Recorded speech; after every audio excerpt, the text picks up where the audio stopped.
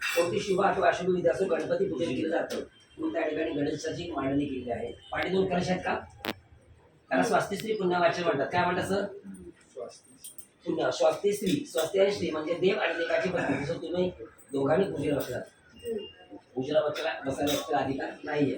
म्हणून देव आणि देवाची पत्नी लक्ष्मीनारायण स्वरूपाची पूजा होणार आहे. त्याला म्हणतात स्वास्तिश्री पुण्यवाचन. आपण आज या घरामध्ये काय करणार आहोत, उदक शांती, त्याच्या माध्यमातून तुमच्या परिवाराला पुण्याचं फळ प्राप्त व्हावं. काय व्हावं? त्यानिमित्त पुण्यवाचन. चौरंग क्रमांक 2 मातृका पूजन. आपली कुलदेवताची पूजा आहे. त्यामध्ये सप्त जल मातृका आणि षोडश मातृका.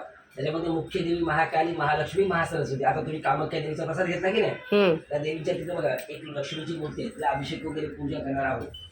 कोणती ज्यावेळी हवन विधी होतो त्यावेळी नवग्रह पूजन केलं जातं. नवग्रह कसं मांडले? सूर्य, चंद्र, मंगल, बुध, गुरु, शुक्र, शनी, राहू आणि केतू. तेव्हा ते 3 ग्रह एकत्र होतात, काल सर्वदोष निर्माण होतो. मग आपल्या घरामध्ये आज उदक शांती निमित्त नवग्रहांचं पूजन पण करणार आहोत. अष्टदिशा 2 लाल पांगलावरती प्रत्येक एक सुगंध ठेवलेला आहे. इकडे अष्टदिशा, त्या अष्टदिशांची पूजा. त्या ठिकाणी रुद्र कलश आहे शेवटला. अष्टभैरवांचं पूजन आणि देवादेव कोण आहे? महादेव.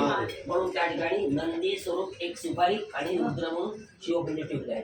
या सर्व देवांच्या पूजेनंतर आज आपण म्हटलं त्यांच्या मृत्यू समय काय अनिष्ट असेल, त्यानिमित्त घरामध्ये काय प्रॉब्लेम होत असेल, त्यानिमित्त उदक शांती म्हणून या ठिकाणी वडिलांची पूजा करणार आहोत. आणि या ठिकाणी बघा एक कलश मांडलाय. कलशाच्या ठिकाणी 4 वेळे 8 वेळे आहेत.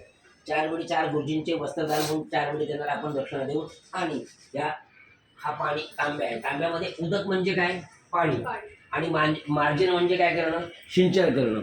म्हणजे उदक म्हणजे पाण्याची शांती करून आपल्या घरामध्ये सिंचन करायचं आहे. त्याला म्हणतात उदक शांती आपा मार्जन स्तोत्र. या ठिकाणी ब्रह्मदेवताची पूजन करून ते कुश वगैरे आहे, अंगीर आहे, जेव्हा ते ठेवून तेव्हा गुरुजी 4 बाजूला 4 असतात, पूर्व, पश्चिम, दक्षिण, उत्तर. ते उदक पठण होणार. त्यावेळी तुम्हाला गुरुजी काय मंत्र देणार? ओम ब्रह्मणे नमः, ओम विष्णवे, काय ते देणार ते तुम्ही बोलायचं आहे. अशाप्रमाणे गुरुजीची मांडणी आहे. नंतर मग हवन होणार आहे. असं झाल्यानंतर घरातून एक छोटासा क्षेत्रभाग म्हणजे बळी काढला जाणार आहे. अशाप्रमाणे उदक शांतीची मांडणी पूजा आहे. पूजा करत असलेले आपलं मन, आपलं तन, आपलं शरीर, आत्मा या ठिकाणी उपस्थित आपण ही पूजा करायची आहे. माझ्याने एकट्याने पूजा झाली नसती म्हणून मी काय म्हटलो, ताई तुम्ही माझ्या घरच्या आहात, 4 गुरुजी लागतील पूजेला. आणि आता शोधून कुठला आहे? मार्गेश्वराचा. तो या गुरुजींचे आपल्यावरती धन्य म्हणजे काहीतरी उपकार आहेत माझ्यावरती की सर्वजण माझ्यासाठी एक पूजेला आले. म्हणून आपल्या घरामध्ये साक्षात किती 5 गुरुजी आले आहेत. म्हणून आपली पूजा सफलप्रमाणे प्रार्थना चांगली व्हावी आणि देवांचा कृपा आशीर्वाद सदैव तुमच्या पाठीशी राहावा असं तुमच्या कुलस्वामीच्या चरणी अभिष्ट चिंतन करून पूजेला प्रारंभ करू. सांबजय नमः पार्वती माते शिव हर हर महादेव मोरया.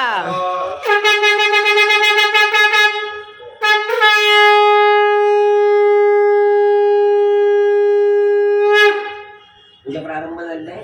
गुरुजींकडे लक्ष ठेवायचं, पूजेकडे लक्ष ठेवायचं आहे. ठीक आहे. मी एक अर्धा 1 तासामध्ये